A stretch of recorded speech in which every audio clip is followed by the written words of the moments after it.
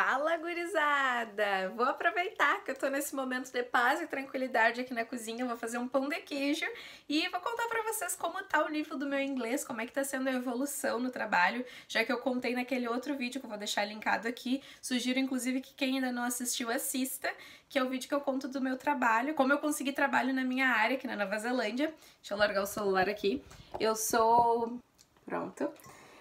Então eu trabalho como kitchen designer aqui na Nova Zelândia, que era o que eu trabalhava no Brasil, e esse trabalho ele exige um nível de inglês bem alto, porque eu tenho que lidar com pessoas, eu tenho que vender coisinhas, eu tenho que entender o que elas querem, tenho que fazer o que elas pediram, criar o design para elas e tenho que vender depois. Então o meu trabalho exige que eu tenha um nível de inglês muito bom, tanto falando pessoalmente, quanto por telefone, quanto por e-mail. E logo que eu comecei, esse era o meu maior medo com relação a esse trabalho, porque eu não me sentia segura ainda com o meu inglês, eu achava que eu ainda não tinha inglês muito bom. Eu contei tudo nesse vídeo que eu vou deixar linkado aqui, não vou me prender na parte do como eu consegui o emprego, porque eu já contei isso naquele vídeo. Então deixa eu começar a fazer meu pão de queijo, senão eu vou ficar só falando e não vou fazer nada, né? Então, eu nunca estudei inglês, né? Eu nunca fiz curso de inglês, eu só estudei inglês no colégio, eu estudava em escola pública, então não era grandes coisas, e eu nunca fui muito fã de inglês, mas eu sempre gostei muito de assistir série, de assistir filme, e eu sempre curti o áudio original, eu não gostava de assistir com legenda, eu não gostava de assistir dublado.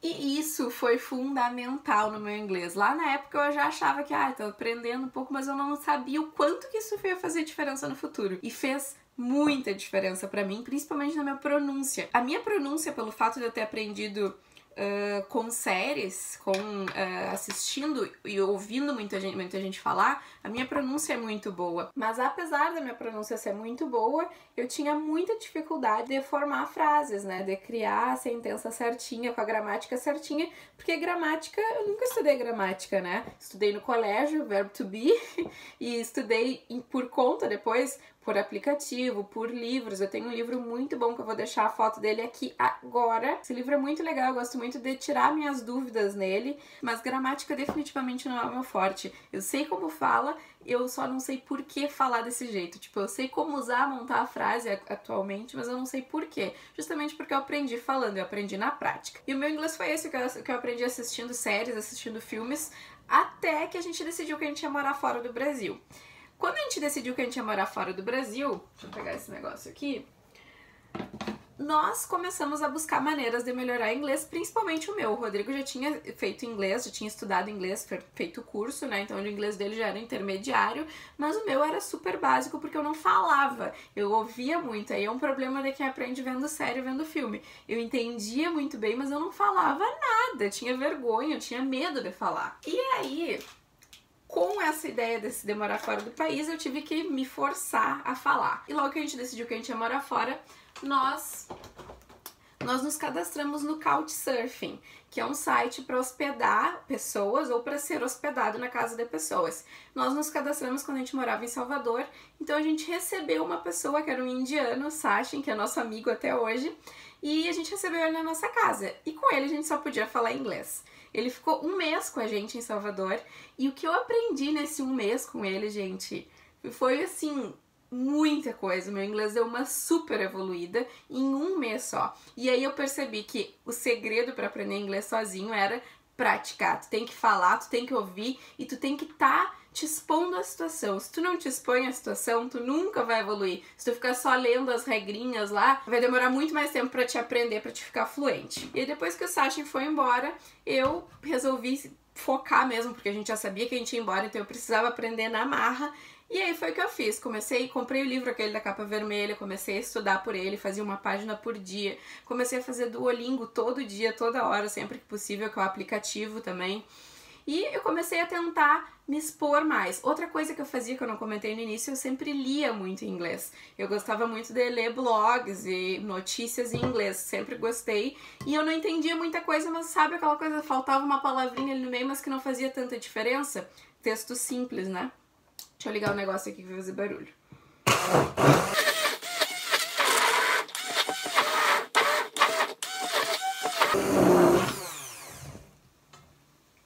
Pronto. Quando eu cheguei na Nova Zelândia, que foi realmente quando eu fui ter contato com o inglês a fundo, eu senti assim que eu entendia, exatamente o que eu já sabia que eu entendia, mas eu senti uma dificuldade pra falar gigante, muito maior do que eu achei que eu fosse sentir. Eu não conseguia me expressar, eu queria falar às vezes. No início eu não queria nem falar, mas depois que quando eu comecei a querer falar, eu percebi que eu não conseguia montar frase, e isso me dava uma agonia, assim. Mas graças ao Rodrigo, o Rodrigo me incentivou muito no começo, ele me botava pra falar, ele me empurrava mesmo, não, vai lá e resolve, vê o que tu faz, se for caso de vida ou morte, tu me chama. E foi assim que foi acontecendo, passo a passo. A gente começou, logo que a gente começou a trabalhar aqui, nós começamos a trabalhar em fazenda, então eu não precisava ter inglês muito bom, precisava ter inglês mais pra conversar com as pessoas mesmo do que pro trabalho, né? Depois de uns 3 meses que eu tava aqui na Nova Zelândia, eu já comecei a sentir que eu tava num nível que eu já conseguia me comunicar bem melhor, mas ainda assim não era um inglês bom. Queijo agora. Nos queijão que o Rodrigo trouxe lá do trabalho dele. Uma coisa legal do trabalho do Rodrigo é que tudo que tá perto de vencer, tudo que tá na época de vencer, eles têm que descartar, né? Então ele traz queijo, leite, tudo que é coisa, bacon, tudo que ele vende lá, ele traz. Opa, não tava medindo. Tudo que eles vendem lá, ele pode trazer pra casa. E aí foi naturalmente dando uma melhorada. E quando nós fomos pra Gisborne, lá na Ilha Norte, eu consegui o meu primeiro emprego que eu precisava falar inglês. Foi num restaurante indiano. Era só eu e o dono do restaurante, que era o chefe também, que era o indiano. Super gente boa, adoro ele, foi muito legal ter trabalhado lá. Ele me ensinava muito, meu inglês não era bom, ele tinha muita paciência comigo. Eu atendi os clientes, eu atendi o telefone, foi uma barreira que eu venci, porque falar no telefone é uma das coisas mais difíceis pra quem tá aprendendo inglês, ainda mais pra pegar pedido de nome em indiano. Tipo, era a pessoa falando inglês, pedindo uma coisa que o nome tá em indiano. E, tipo, era muito difícil. Eu lembro que na época eu ficava muito ansiosa, muito tensa quando eu tinha que falar no telefone, mas sempre que eu não entendia alguma coisa eu passava pra ele atendia. E aí esse foi meu primeiro emprego. Eu trabalhei 1 mês nesse restaurante e depois a gente já seguiu viajando.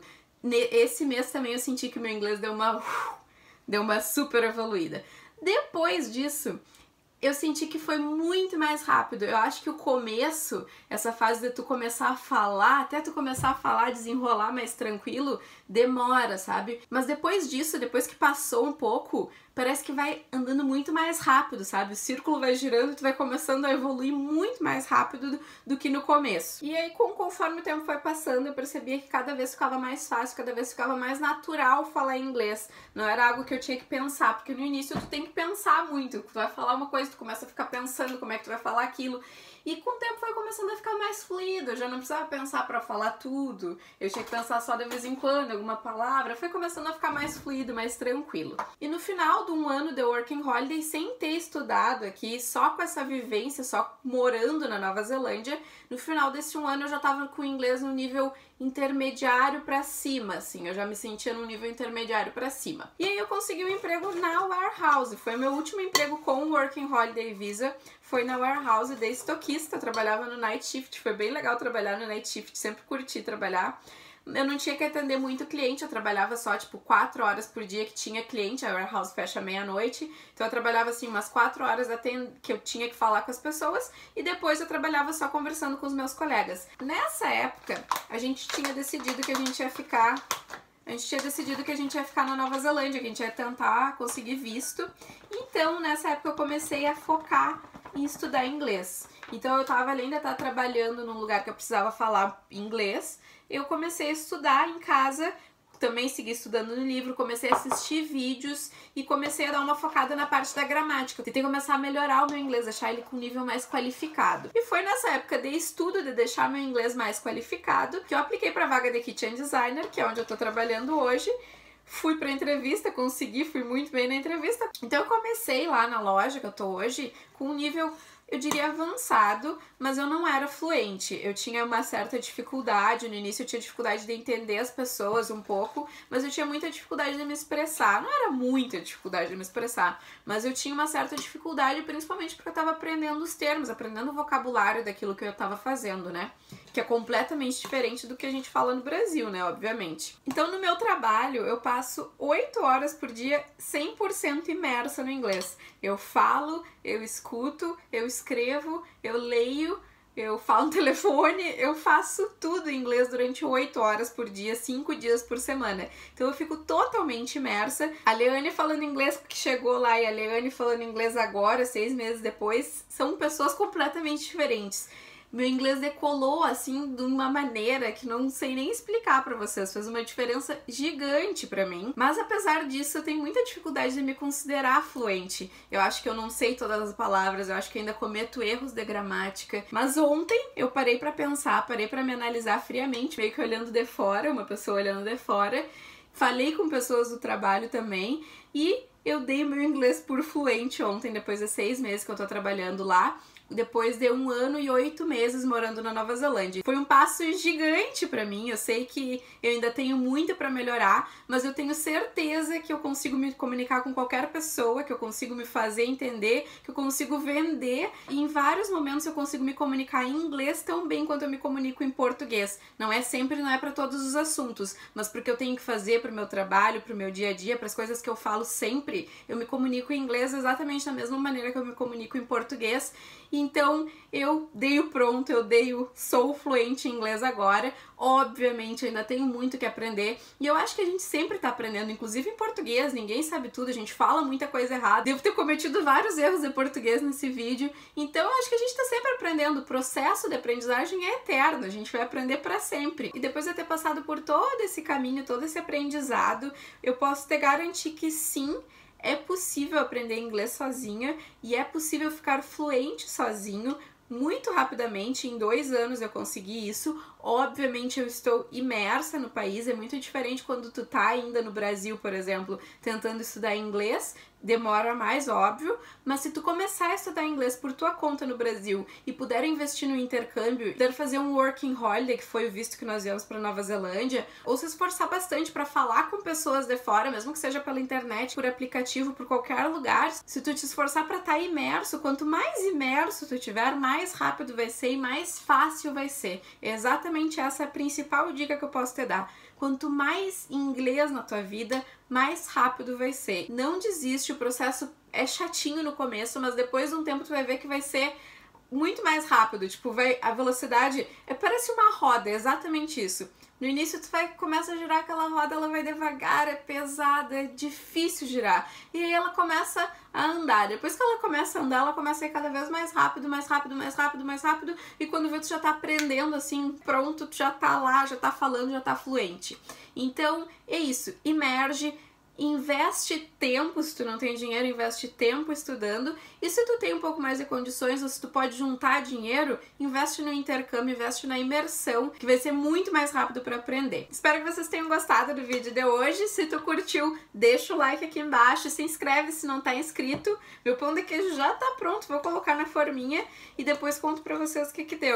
Eu fiz esse aqui sem polvilho, ele é uma receita que não vai o polvilho, que é o tradicional pro pão de queijo. Fiz ele com farinha de coco, que é uma farinha mais saudável. Vamos ver se vai dar certo, depois eu conto pra vocês. É isso aí, a gente se vê amanhã no próximo vídeo. Beijo!